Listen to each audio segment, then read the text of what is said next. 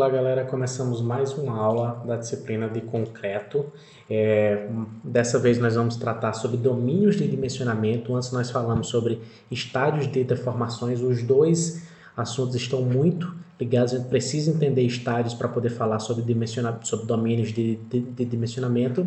E ele também é um pouco abstrato. Geralmente a gente trabalha sempre com diagramas de tensões e dá pouca importância aos diagramas de deformações. Dessa vez nós vamos dar uma importância muito grande ao diagrama de deformação aqui especificamente. Essa é a reprodução da imagem do diagrama de domínios de dimensionamento presentes na norma NBR 6118. Explicando de maneira geral, ele se trata de um diagrama de deformações.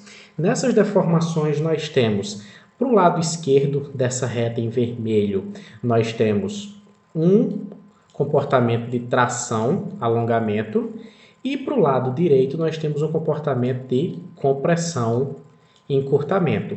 Daqui para a esquerda, elementos tracionados, daqui para a direita, elementos comprimidos. Logicamente, durante a aplicação de uma flexão, nós temos parte de uma seção transversal, parte tracionada, parte comprimida, e é isso que a gente vai analisar para o concreto armado.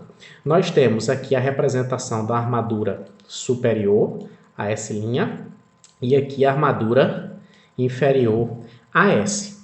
Nós temos uma delimitação de que a máxima deformação é da ordem de 1% ou 10 por mil, que é a deformação máxima admitida para o aço, e do lado direito nós temos a deformação máxima admitida na compressão ao concreto, 3,5 por mil.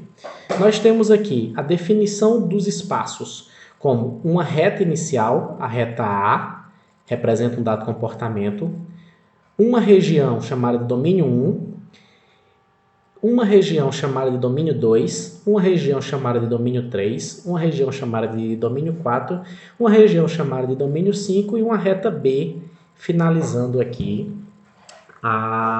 o diagrama. Vamos tentar entender isso passo a passo. O primeiro elemento que nós vamos analisar é a reta A. A reta A, observe que a reta A está toda no alongamento, toda tracionada. Então, a reta A ela representa uma tração uniforme com alongamento constante igual a 10 por mil. Então, é como se toda a tensão transversal fosse 10 por mil. Observe que toda deformação transversal fosse da ordem de 10 por mil. Nessa situação, o concreto está totalmente fissurado e somente a armadura está trabalhando a tração. As deformações são iguais para a armadura positiva e a armadura negativa. Isso só é possível quando essas armaduras forem iguais ou se houver uma excentricidade da carga que permita isso.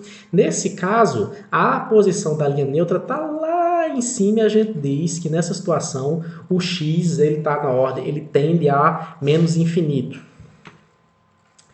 Vamos lá, nós analisamos essa reta aqui primeiro. Vamos analisar toda essa região aqui do domínio 1. Nessa região aqui do domínio 1, o que é que nós temos? Nós temos que o aço está na sua máxima deformação excessiva.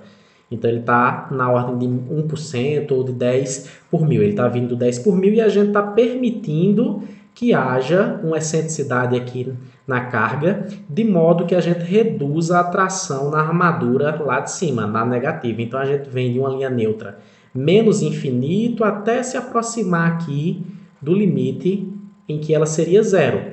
Observe aqui que a gente está limitando essa situação para que a armadura positiva ela tem essa deformação, ela mantém essa deformação aqui sempre, então a gente está girando em torno desse ponto até que não haja deformação na borda superior, ou seja, só o aço resiste ao esforço de tração, todo o concreto continua fissurado, mas a gente tem no limite ali dessa região que a borda superior já tem uma deformação nula.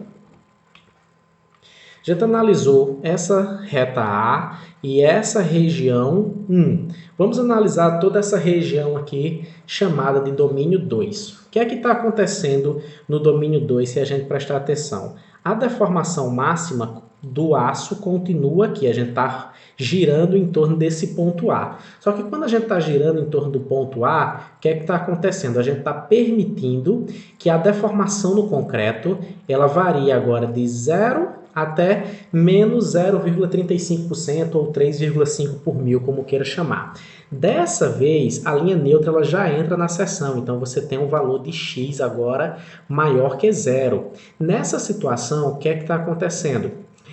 Isso vai ser possível com a flexão composta numa solicitação axial.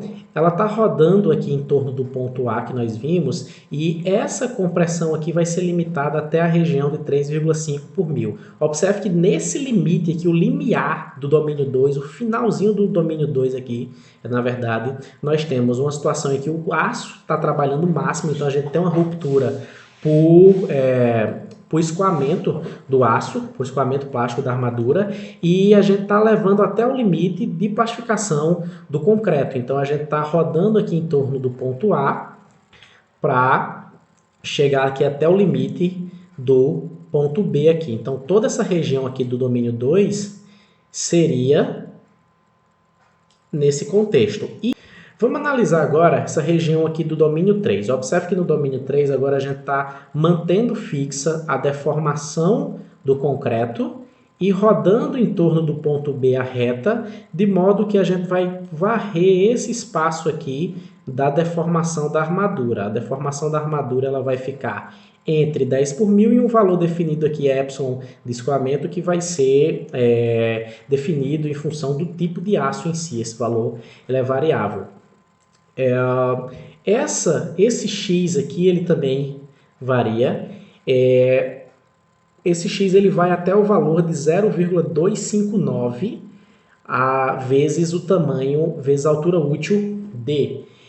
Nessa situação, a linha neutra está cortando a seção transversal ainda, o aço está sendo tracionado e o concreto continua sendo comprimido, e nessa situação, a ruptura do concreto ocorre simultaneamente ao escoamento do aço, é o que a gente está querendo. Então, nosso dimensionamento ele é feito para trabalhar dentro desse regime do domínio 3 aí.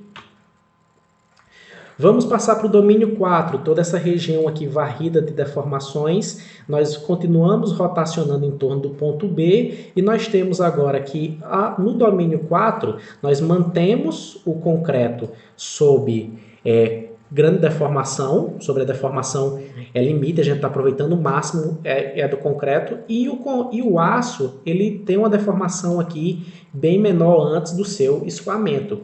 Nessa situação aqui, a gente tem uma peça superarmada. Uma peça superarmada significa que você tem aço demais, a armadura ela está trabalhando muito folgadamente, assim, digamos, ela não deforma, e isso significa dizer que aço demais não é uma segurança, porque o que vai acontecer aí, se a armadura não está deformando, você não vai ter uma ruptura plástica, você vai ter essa ruptura pela deformação, pela compressão excessiva aqui no concreto. Então essa é a ruptura frágil, então o concreto rompe sem aviso prévio. Então o domínio 4 é o domínio que acontece as peças superarmadas, antieconômicas e que acontece a deformação quase nula.